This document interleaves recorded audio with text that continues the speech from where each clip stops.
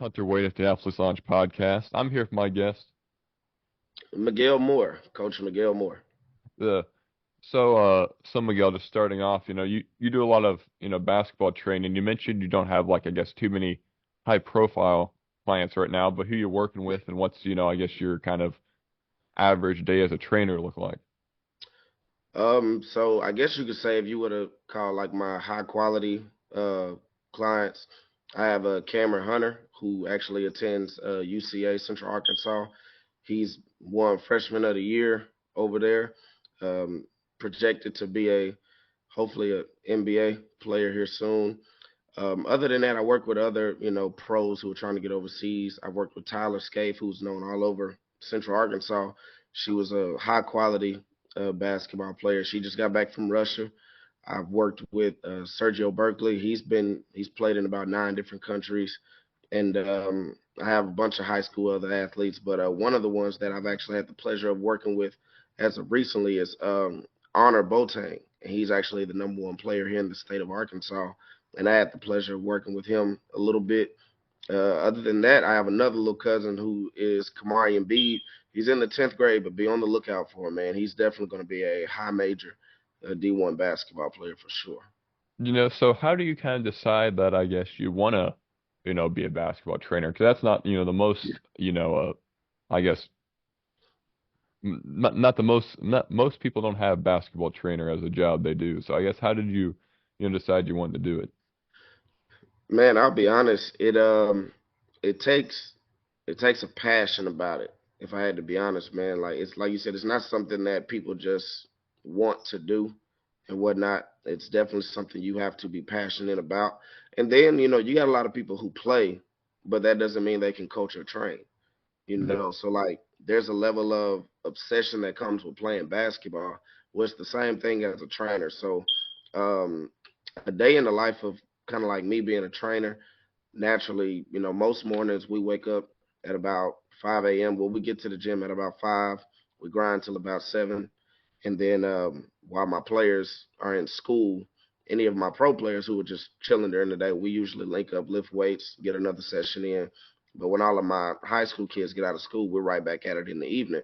But in the meantime, I'm usually studying film, doing just trying to see what all my players need.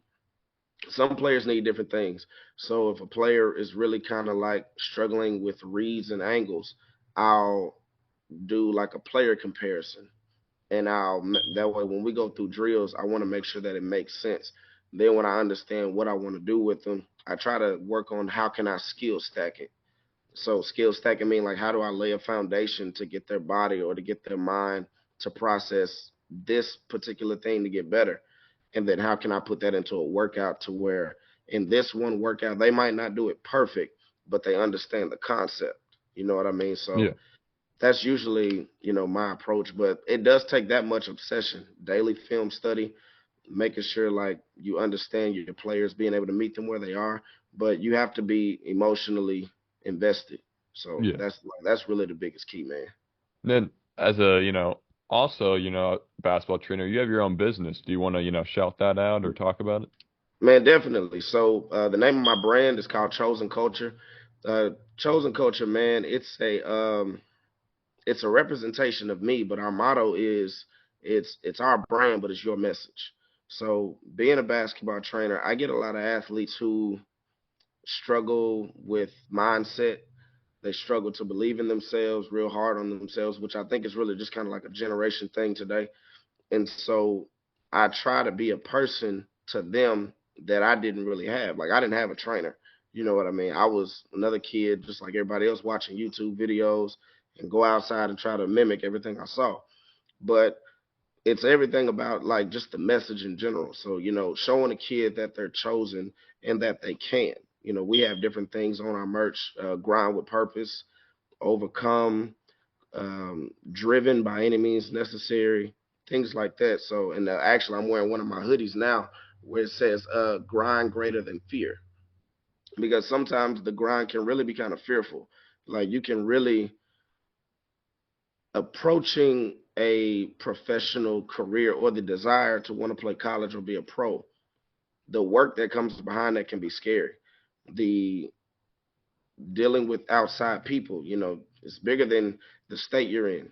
Sometimes it's fearful because you don't know who where this other person's from, what they've done, what they've been through, or the name of this person. Sometimes it's really fearful. It can kind of bring an anxiety about training.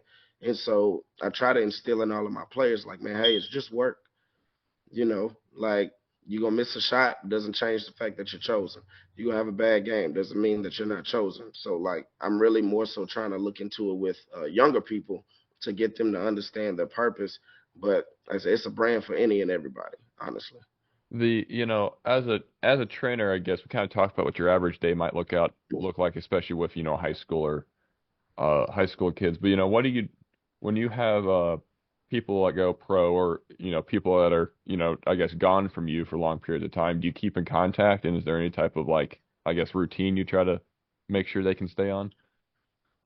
So majority of my stuff, I try to make sure that they have things that they can always go back to. Yeah. So certain ball handling drills so they don't forget certain concepts when they're there by themselves. Every now and then, man, they'll FaceTime me. I'm just like, hey, can you watch me shoot real quick? Trying to make sure that I'm staying on top of what you said, or just kind of doing little things to hold them accountable. But they all send me their links so that way I can watch the games and whatnot, so I can try to stay on top of what's their job on the floor. Or some people already understand what their job is coming in, so they make sure that they let me know, and we'll do some film study of their film and then player comparison film so that way we can let it translate on the court. Since I'm not there to have my hands on you, I try to make sure that you can at least have me there even when I can't physically be there. Then what's been the as a trainer, I guess, basketball is a, varied sport. There's a lot that goes into it. What's the easiest thing for you to train? What do you think is like the most satisfying? What's like the best thing you think you do as a trainer, and what's something you're trying to work on? Oh, man, the best thing that I do as a trainer is making it make sense. Yeah, I'm not real big on like too many cones or moves or anything like that. If I have cones set up, it's purposeful. yeah, But I'm real good at making sure my players get it. I make sure it makes sense. This is the read behind it. If his body does this, or if this rotation man comes here, these are options that you have. And so when we break down film, it makes even more sense. But I'm trying to show them that, like, man, this is how the game is played. You have to be able to think this quickly and whatnot. But if I had to say there's something that I'm working on, I want to understand more of the NBA overseas terminology, yeah. because that's the goal that the players want. And so I want to be that person. I want to get better at understanding little things about the terminology, different sets, because when you come into the league, there's a lot of things they don't want to have to explain. Yeah. So I want to be that person that I want to say that, man, I was teaching them that in high school. So it translates better. So I'm The kind of working on that. you know I guess we asked how you kind of got into training, but how do you start even getting, I guess, clients as a trainer when you first start out? What was that kind of process like? I'm sure that was a little bit of a grind, but Man, it's still a grind. Like, seriously, it's still a grind. It's not a it's a business that is not guaranteed. You know what I mean? Like, people have to pretty much buy into you while you're buying into them. And so it was a tough grind. Luckily, I had people in my life who were already doing training, like my cousin, who's affiliated with Skills and Drills. Definitely shout out to my big cousin. He's basically like a big brother to me. He had been doing it for years, man. So I studied a lot of what he was doing, but he was also working me out when I was trying to go back to play in Germany, learning his habits, what he was doing, the personnel he had, like all the man, he had a ton of clients. Any day in the gym, he would have 20 people. And so the way that he basically made me pay my dues was helping train. Because he knew I knew what I was doing anyway, but he's like, no, now you're gonna be a mentor, you're gonna be a leader. And so I kind of thought it looked easy because he really made it look easy. But then having to get clients of my own, it was kind of like I said, man, it was a grind or whatever. But now it's really just one of those things, man, showing people you're worth it. You know, Yeah. if you can teach a player how to solve a problem, it really makes life a whole lot easier as a trainer. And I mean, training is about problem solving anyway. So you kind of mentioned you kind of touched on your background a little bit there. Just give us what is your full background, of basketball? What was, life growing up? How big was basketball? um, if I'm gonna be honest, man, basketball was so recreational for Yeah. me. Like it was just something fun to do. All my friends played, and I was just a natural athlete. It's in my genes. My uncle was a football player. My father was a track star. Actually used to run for the Arkansas Razorbacks. Held a record over there for quite some time too. Um, both of my grandfathers played basketball, so athletics was just kind of in me. But I didn't really take basketball that serious until high school, and even then, I didn't have a trainer. I was just a kid who, just I saw some on YouTube and I tried to do it, and then I just loved playing. Well, my journey kind of led me to going to college at Arkansas State. There was a kid by the name of Rakeem Dickerson. Rest in peace to him. He was a friend of mine. He was a killer on the basketball floor, man. Offensively, from what I could tell, he had no flaws. He could shoot the three, had a layup package. Like, man, he had a heck of a game.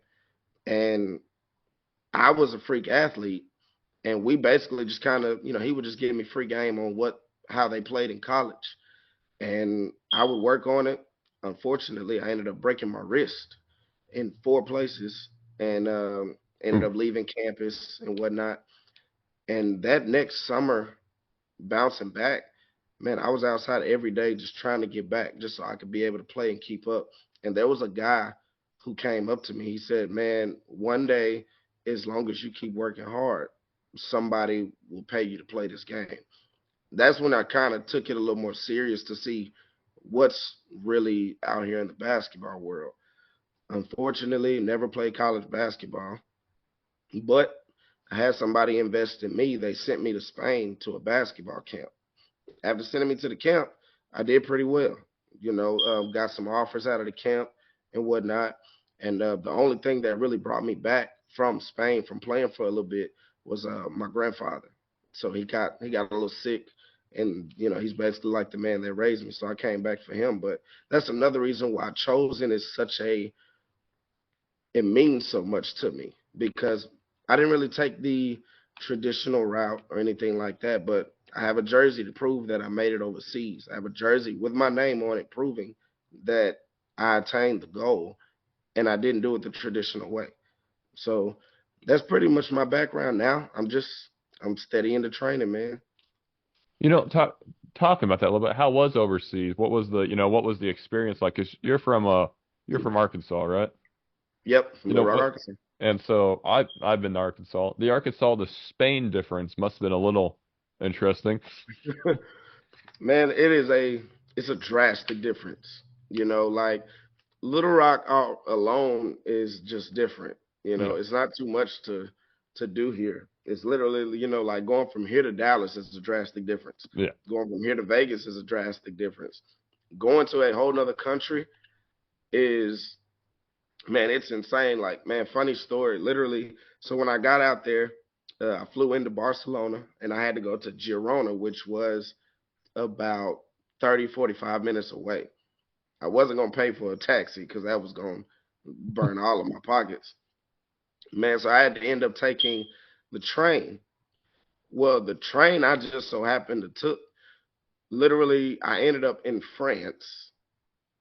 And like, so like I got lost. And mind you, I'm holding a backpack, two suitcases, and I'm lost in France. yeah, So I finally found somebody who showed me some guidance. They paid for me an Uber to take me to another train station. I said, "Hey, I need to get here. Can somebody help me?" So they finally helped me out. But like, it's that drastic of a difference yeah. when you go over there. But the people were real cool, man, real friendly and whatnot. The food is different. Yeah. My body had to adjust to the food for sure. But even still, man, as a business on the basketball floor, you got to come in ready. And Yeah. they teach concepts like rotations have to be very strict and precise. Yeah. They teach, mechanics. They were correcting my shooting form, teaching me little stuff like just so many different things that I now use in training. Circuit training, running the stairs of the entire stadium, having to run to practice, practicing 3 times a day. Like there was one team we played, and I thought this was so insane because they literally ran 2 miles to the gym, beat us by three, and had to run back home. Like so you wouldn't even hear of anything like that here in the States. No. You know what I mean? So like it's a drastic different like the whole culture change, man. This stuff really is serious on and off the court. But I loved it. It gave me a big eye opener for like what it really does take. The, kind of going back to the training, what is are there, you kind of talked about, watching YouTube videos, growing up and trying that stuff Mhm. out. And now, everyone at once a mixtape has a mixtape. So Yeah. is there stuff that you try to is, how often do you have to try to, I guess, re-engineer your players' brains a little bit to, get off stuff that they're just trying out? Man, it is sometimes, man, that's what makes training irritating because it there's some things that they see in mixtapes. They don't know how to read it. They don't know the situation for how it happened. And then some players, man, you just got to chunk it up to them. They have a gift, like Yeah. you have some players who try to reenact something that they saw Kevin Durant do in a mixtape. It's like, hey, man, you are not 6'10". So this doesn't really translate all the way for you like it did to him. But one thing about training, man, you have to meet the players where they are, and you have to make it fun for them. You have to keep them engaged some kind of way. So if they see something from a mixtape that they like or that they're trying, I'll every now and then try to skill stack it. So we'll start at the foundation. Let's work the footwork. Let's work the body position. Let's work your mechanics. Let's work on your shot coming out of it. Now let's talk about the read. This is why this happened. This is what the defense did. These are the options that you have. So that way, when you do find yourself in that predicament, at least you know what to do with it. So, like I said, man, you just kind of got to meet them where they are. But mixtapes do kind of hinder a lot of players' growth. It stunts their growth a little bit because they don't really understand the why. They just love the move. Yeah. And then some highlight like some people just you're not going to be a good ball handler as Stephon Marbury is. It's just not going to it's just not going to Yeah, happen. like some guys, man, they just have like Stephon Marbury, Kyrie Raper. Irving, like man, the level of creativity that those players have, man, is just different. Yeah. So like you won't even the person in the mixtape playing defense on these people didn't even see this stuff coming. Yeah. Now like they created something for us to look out for. So now the defense kind of plans for stuff like this. So like you got to come with something new. But man, those guys, like I said, it's just poetry in motion. So it's I don't know, man. Sometimes it's irritating, but you got to love it though. The game is evolving. So, what were the mixtapes or who were the people when you were a kid that you remember like watching like vividly? Sheesh. If I was gonna say in high school, oh man, Austin Rivers has one of the I was coldest gonna mixes. mention his earlier. It's pretty hard. Yeah, man. Like Austin Rivers was a killer. He was in my graduating class. He was a killer. His mixtape is elite. People like him. I think John Wall has by far the Yeah. best mixtape I've ever seen. Um, Akil Carr. He had so much handles and sauce to his game. He was a little guy, so he gave all the short people hope and whatnot. And then professional level, man, I studied every piece of film I could of Kobe Yeah. and Derrick Rose. When Derrick Rose was the youngest MVP, that was my go-to guy. But those two mainly. But I studied some of everybody from Allen Iverson to Darren Williams to John Wall to Man, I don't think it's anybody I didn't study at that point. The tricky part about guards like that is the average person that you train or anyone trains just isn't gonna be that quick. It's like all those dudes like Wall and I mean no one maybe no one ever's been quicker than Wall. So like Right. Right. well, especially at what 6'4" or whatever. So it's like it's impossible to see it's not the same sport. The Tavon Austin mixtape's pretty legendary in my age. The Yeah. his senior season at West Yeah. Virginia is a pretty legendary mixtape. The man, he was fast. That'd be nice to be that fast. I Uh, mean, yeah, but like you said, man, you just got some people who are blessed. Like yeah, John Wall was blessed. He was so fast, man. It was insane. And then you got guys who went on to have bigger careers, like a Bradley Beal, but Brian's his athletic. mixtape was nowhere near as sensational as Austin Rivers. Yeah. But like he still has had a heck of a career. You know what I mean? No, Beal's really good, and Wall and I mean him and Wall are kind of just gonna be linked for the rest of their careers because Right, right, the right, Washington stuff. But Beal way more limited athletically, and Wall was probably better till he got hurt. And then the Wall stuff is it just kind of ended. But the Wall stuff, it's a lot easier when you're that athletic. It's a lot easier to rely on just the playmaking and then the athleticism where Beal wasn't. right, So Beal became such a good shooter, and I mean, you couldn't, you could kind of stop Wall in the NBA level on half court by walling up a little bit. I right. walling up Wall that wasn't Yeah, intentional, but I mean, he once you kind of cut him off. I mean, but in open court, he was amazing. yeah. In the open court, man, it was a nightmare. Yeah, he's way too fast, and De'Aaron Fox is like that. He's another guy that's Yes, so fast. You can't get in yes. front of him. Especially for the way the rules are now, there's no chance you get in front of him in transition. So you you can't bump him Oh, with right, yeah. yeah, you can't bump him with foul. So what's been the what's the easiest thing to train for you? What comes the most naturally? Um, Honestly, man, solving problems. Um, Even so, like if I go through an evaluation with a player, I'm studying. I'm like, it's not just seeing what they can do. I'm also seeing like when they're dribbling, I'm watching how are they holding the ball. Do they have a habit of carrying the ball? Are they slapping the ball? And when they shoot, what are both of their hands doing? Is their wrist turning in? Is the guide hand following?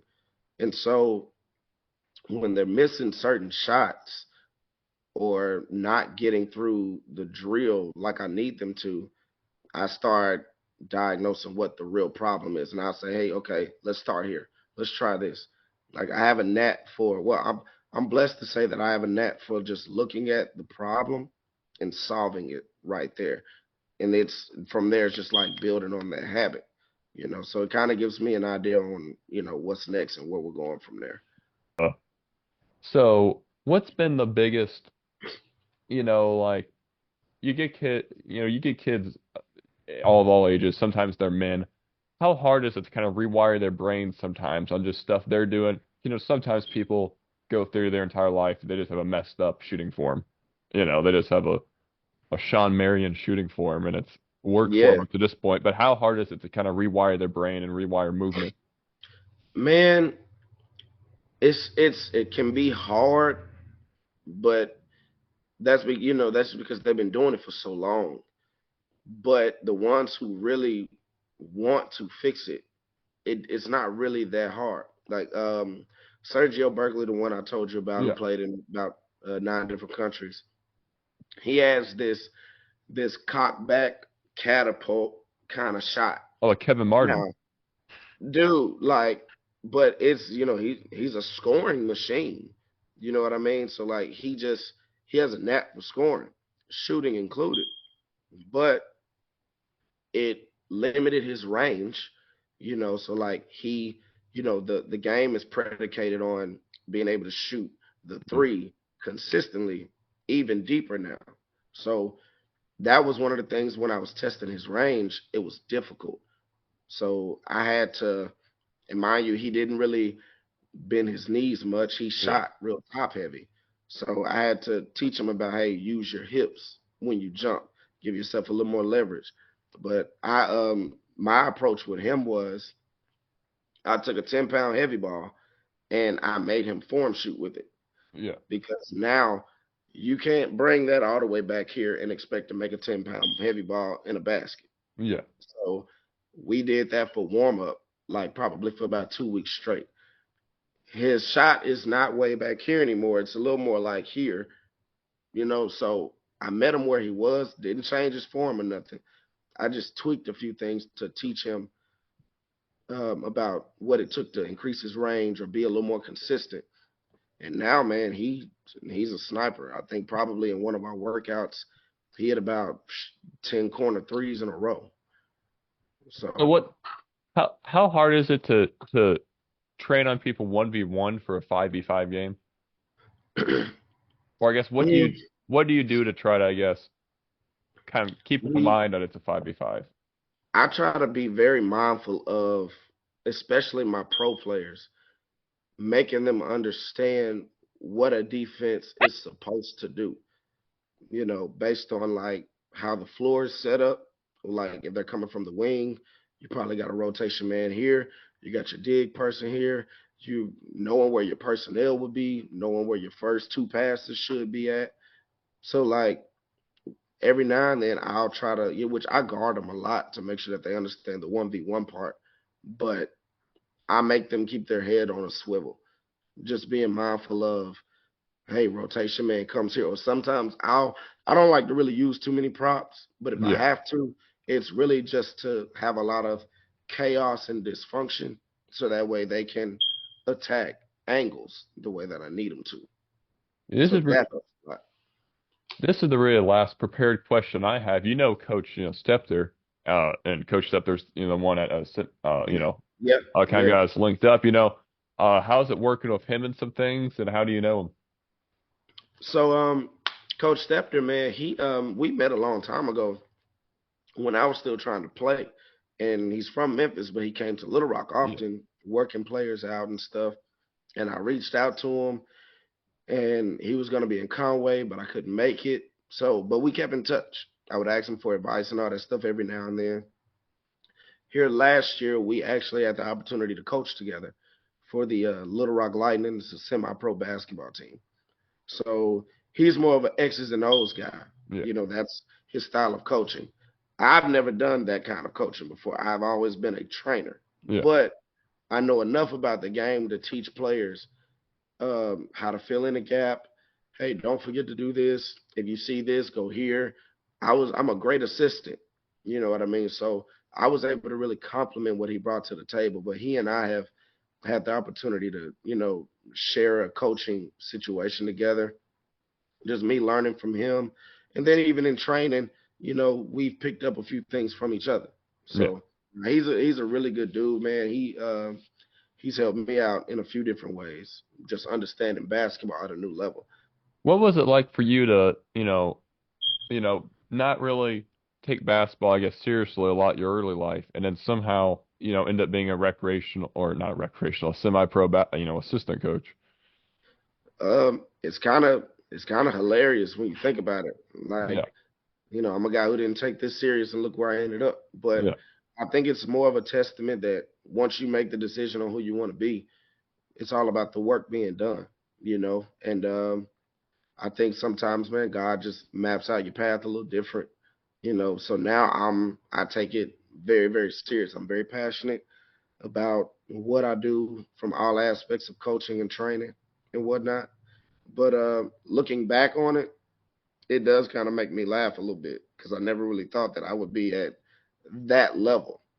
I knew I wanted to stay around basketball, training, helping players get better, but being an assistant coach is a whole nother level. And it actually makes me love it. Yeah. Like I now know that if which I won't be upset if an NBA organization says, "Hey, would you be our assistant in this Yeah. area?" I'd love to, because I study film like that. I'm capable of doing the skills and development training and whatnot, making sure that they understand their purpose and roles. So like it's kind of weird looking back from a kid who never played college basketball, made it overseas, but I never really took basketball serious till my later years to now I understand the game at a level that most don't. Yeah. So, that's where all I have, prepared question wise. Want to shout out your clothing brand again? Man, yeah, Chozen Culture on Instagram. It is I am chosen.culture, chosen with a Z and culture with a K. And like I said, man, the motto of our brand is it's our brand, but it's your message. When you wear our shirts that say grind with purpose, I don't know what your purpose is, but you do. Just make sure you're purposeful when you're grinding for it. I don't know what you've overcome. That's something. Everything is a reflection of you. So we have basketball shorts. We're working on more women's wear. We have hoodies. We got hats. I've actually sponsored my first AAU team this past summer, and I did their jerseys and whatnot. So the brand is growing, man. So if people want to check me out, if you want some shorts or anything like that, man, just reach out to me. The that's really all I have. Anyone you want to shout out before we get out of here? Definitely. So, and then definitely before we get out of here, man, I do want to share this. So, Yeah, go I on. had the pleasure of working with Gannon Baker this Yeah, past weekend. I'll be honest, man, that was a surreal experience for me because to me, he's kind of like the godfather of training. Like everyone used to take his videos from YouTube when he yeah, was doing the Allen Iverson crossover with counters, the Darren Williams crossover with counters, Derrick Rose crossover with counters, Chris Paul. Like we all did those moves after we watched the video. And this weekend, man, I was helping out at a basketball camp, and he was over the basketball camp too, and that was just a insane experience. His level of knowledge, his resume is insane. He's been in 52 countries. He's trained some of any and everybody from Maya Moore to Kobe, um, LeBron, Kyrie Irving, Ray Allen. Like, man, he's worked with a lot of high profile basketball players, Chris Paul, everybody. And so he, everything with how he structured the camp this weekend really showed me a lot of what growth looks like yeah, as far as like as a trainer and as players. How do you get the best out of your players? Why explaining to them what's going on matters so much? Because sometimes, man, you get around a lot of kids who really are just behind in the basketball world. So I definitely want to shout out Gannon Baker for the knowledge that he gave me. Skills and drills, that is my family, but we work together in training and yeah, whatnot. His name is Courtney Marshall, but we all know him as Skills and Drills. It is Skills with a Z and then yeah, Drills with a Z on Instagram. And I wanted to shout out also Doghouse Basketball Training. It's ran by Chris Davis. He and Skills and Drills are literally like big brothers to me. They've taught me a lot, which Chris specializes in a lot of footwork, but he's very attention to detail.